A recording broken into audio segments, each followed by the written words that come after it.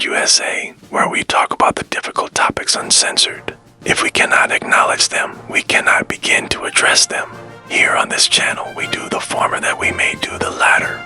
Today, we are covering the second of our three-part series on the difficult topic, who won the presidency?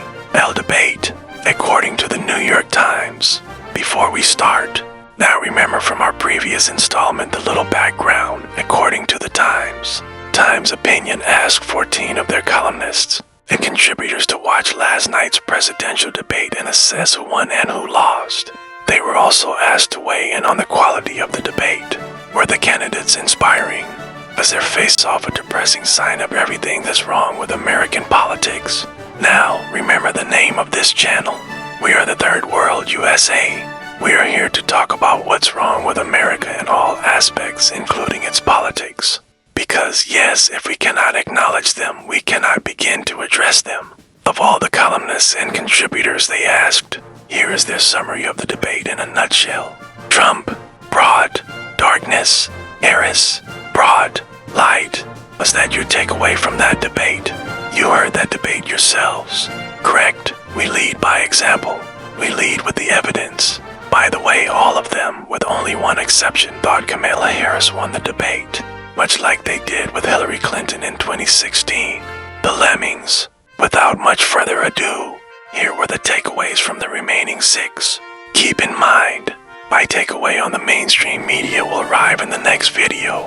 Here we go now, resuming where we left off. 9th, David French. Another Times columnist writes, Harris won and it wasn't close. That doesn't mean this debate will be decisive. The nation is too closely divided, and we're too far from election day to make that judgment. But Harris accomplished everything she wanted to accomplish. She was poised, confident, and passionate. By contrast, Trump grew steadily angrier and more conspiratorial as the night went on. It was as if Harris had been debating an avatar from MAGA Twitter, and not a former president of the United States. French states that the pivotal moment of the debate was when she mocked his rallies. That changed the entire dynamic of the debate. She baited him and he responded with the most unhinged screed of the night. In Springfield, he said, they're eating the dogs. The people that came in, they're eating the cats. They're eating the pets of the people that live there. She was in control of the debate from that moment forward. I've not seen anyone truly control a debate with Trump. French also stated that something small but revealing during the debate was the split screen.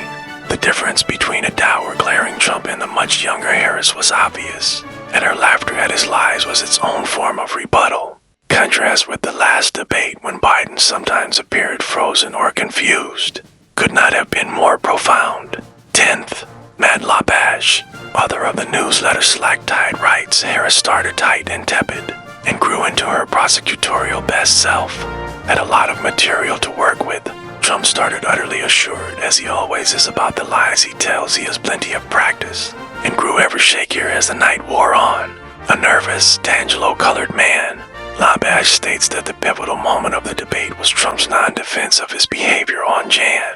6 was so ridiculous he tried to change the subject to illegal immigration at one point, as if disgruntled Mexicans had invaded the Capitol at his behest, that even if Harris had stumbled out drunk and dribbled down her blouse, Trump still might have lost the debate for himself. Labash also stated that something small but revealing during the debate was that, while Harris constantly looked at Trump, usually with disbelief and mockery in her best Maya Rudolph style, even when she was laying down the hardest accusations about him, dictators love him. His military staffers loathed him. By my count, Trump almost never looked at Harris. I'm guessing because he's afraid of facing her, much as he is of facing the truth about himself. 11th, Catherine Mang Ward, the editor of Reason, writes, Harris did a better job of formulating coherent sentences, which wasn't a given, though she did not answer many of the questions. Many of Trump's comments were intelligible only to those who are already heavily invested in the MAGA corners of the internet. But let's be honest, they're not sending their best. Mang Award states that the pivotal moment of the debate was that Harris successfully poked Trump in the softest part of his underbelly, his rallies. He never fully recovered his equilibrium. Here's how much time he wasted reacting to her jab about his crowds. People don't go to her rallies. There's no reason to go. And the people that do go She's buzzing them in and paying them to be there and then showing them in a different light. So she can't talk about that. People don't leave my rallies. We have the biggest rallies, the most incredible rallies in the history of politics.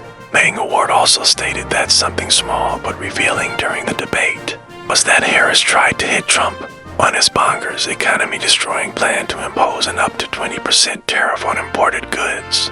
But by calling it a sales tax, she dumbed it down too much to land. Still, he didn't mount a strong defense. 12th, Daniel McCarthy, the editor of the periodical Modern Age, writes, by staking ground as the outsider candidate, Trump won.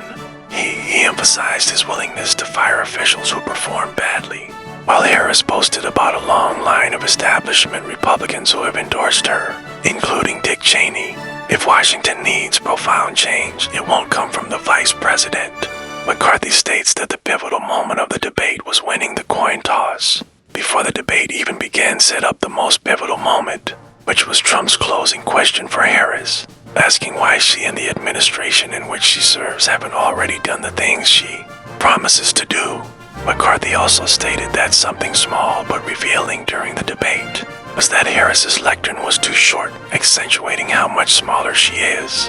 13th, Pamela Paul, at Times columnist, writes, Harris was authoritative, genuine, and persuasive. She articulated American values with eloquence. Her attacks were extremely effective. Trump hated, his face twisted with fury, that she called him weak and mocked his rallies. When it came to sparring, her amused contempt won over Trump's frowns and scowls. Paul states that the pivotal moment of the debate was Trump citing his friendly relations with Putin and the praise he has gotten from Viktor Orban, both autocrats. Harris explained that they wanted him in power because they know they can flatter you and manipulate you. In one swoop, he showed how naive, ignorant, and dangerous he would be for American foreign policy. Paul also stated that something small but revealing during the debate was that Trump's one-liners often sounded like unintentional jokes. I have been a leader on fertilization. They're eating the dogs. People that came in, they're eating the cats. Where is our president? We don't even know if he's our president. But his one-liners also made clear his re-election would be no joke. Our elections are bad. We have a nation that is dying. They respect me. They don't respect Biden. And the last but not the least, Lydia Paul Green, a Times columnist, writes, did Trump have a strategy in this debate? If he did, there was no evidence of it. He failed to land any blows on Harris, who smiled, shook her head, and stayed above the fray while skillfully avoiding any sharp questions on her shifting positions. It was a strong performance by Harris that was made much more effective by a disastrous one from Trump. Paul Green states that the pivotal moment of the debate was when she slipped in a mention of crowd sizes early in the debate, a test of his discipline, and he took the bait, hook, line, and sinker. From that moment, everything seemed to unfold on her terms, not his. She just laid blow after blow, pointing out that he had done everything from praising Putin and Xi Jinping to inviting the Taliban to Camp David. Harris was relentless but did it with a smile.